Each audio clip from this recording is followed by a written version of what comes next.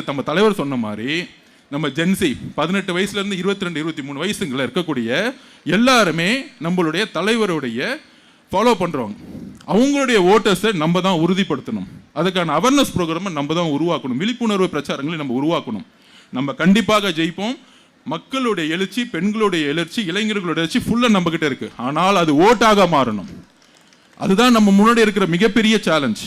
அந்த சேலஞ்சை அவங்க திமுக சொல்ற மாதிரி நாங்கள் 70 வருஷம் கட்சி, 50 வருஷம் கட்சி. நான் ஒரே ஒரு எக்ஸாம்பிள் சொல்லிக்கிறேன்.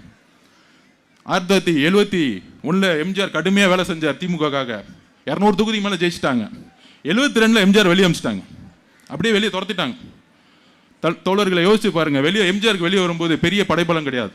கலைஞர்கிட்ட இருந்தது 1949 அண்ணா உருவாக்கின திமுக, பெரிய கட்டமைப்பு, மிகப்பெரிய பொருளாதார பலம், 200 எம்எல்ஏ, மிகப்பெரிய முதலமைச்சர் கலைஞர்.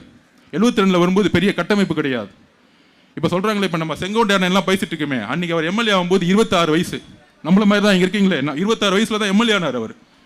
அப்போ 77 எம்ஜிஆர் மிகப்பெரிய ஜெயிக்கிறார். அப்போ அவர் மேல குற்றச்சாட்டு தெரியுமா?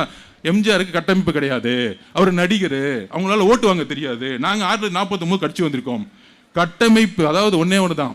நீங்க கட்டமைப்பு வச்சிருக்கீங்க, மக்களை கூப்பிடுறீங்க, மக்கள் வர மாட்டேங்கிறான். எங்க தலைவர் மக்களே கட்டமைப்பா உருவாக்கி இருக்கார். இதுதான் எங்களுடைய தமிழக வெற்றி கழகம்.